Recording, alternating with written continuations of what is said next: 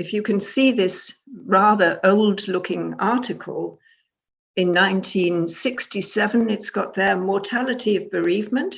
This actually was an article that I had to discuss with the medical students in Bristol at the Mental Health Institute. And this was actually the basis probably for my fascination. The idea that you could actually die if you became bereaved, that it could be so impactful on you that you would die yourself. And if you can see it, just under the title of the article, there is a little epitaph. And it says, "He first deceased, she for a little tried to live without him, liked it not, and died." And that is a remarkable phenomenon. Can you really die of a broken heart? And that was the fascinating question, I think, that started me off on reviewing the literature and seeing if this actually was the case. In the meantime, a lot of studies have been done to investigate the mortality of bereavement. That study was a very small one. It was surprising they found results, but in the meantime, a lot of studies have confirmed these early results. A lot of large longitudinal controlled general and cause-specific studies have been done across different countries. And they have, in fact, confirmed what was found in that early study. And the explanations, they've looked into why the rates were higher for bereaved people than for non-bereaved people. And indeed, it does seem that the broken heart is a phenomenon, partly. Other things change when you become bereaved, social ties change, and they've looked into other causes as well, living, eating, people don't eat properly, they lose social support, or they change their patterns generally, and those could also contribute to this increased mortality. But it's important to know that not many people actually die of a broken heart. The rates are not really very high at all. So given this, you need thousands of people actually in a study to indicate that there is this effect. On the other hand, a lot of people suffer from bereavement, as we know, and as I'm sure I don't need to emphasize here. Let me just show you the patterns.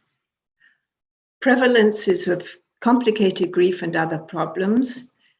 This is a slide of bereaved partners, and it covers a lot of different studies, actually. It is compiled from various sources, just to give a rough indication. There are lots of numbers here, but what I do want to show you is that health problems do follow from bereavement. Complicated grief is a well-known phenomenon now. Physical health difficulties occur, self-reported, sometimes severe. Psychiatric disorders, both post-traumatic stress disorder and clinical depression.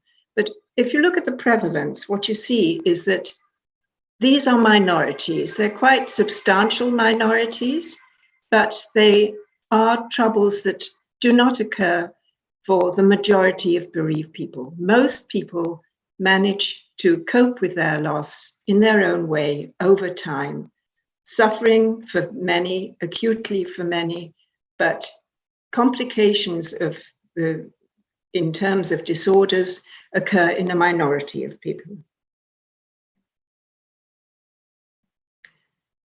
This is confirmed as well in the next slide, where George Bonanno investigated trajectories of grieving, his famous work some years ago now, but also confirming what I said in the last, shown in the last slide, that some people suffer from chronic grieving patterns, but the range of numbers is from about 10 to 30%. Most people you see at the bottom line are resilient. Some have delayed and some recover over time, but most people do get through their grief in time on their own. Nevertheless, there is suffering. And we compiled, looking at all the scientific articles we could find some time ago when we were actually trying to develop a scale of grieving, ones that have been done much better by other people in the meantime and much more famous ones. But this is just to give you an idea of the range of reactions that we found in connection with grief and grieving. And we've divided them here into affective, behavioral, cognitive, and physiological. They overlap a little. The categories are simply to try to get some regularity to this complexity of reactions. And I think what becomes evident here is that grief is a complex emotional syndrome. Not all of these reactions will be seen in any particular person or at any particular time, but it gives you an impression of the range of reactions that you are likely to find when somebody is bereaved. Looking at one of the affective reactions, loneliness, you could imagine in times of corona that this might be a particularly impactful and hard reaction to deal with when one is away from one's loved ones, when one can't travel, and so on and so forth. This might be a complication, particularly under certain types of bereavement. So this gives the background, really. What I'm trying to get across until now is really the idea that we study bereavement because it has negative consequences, because people suffer, because some people need help, some people need professional help. And we need to understand the phenomena of grief and grieving in order to help people effectively.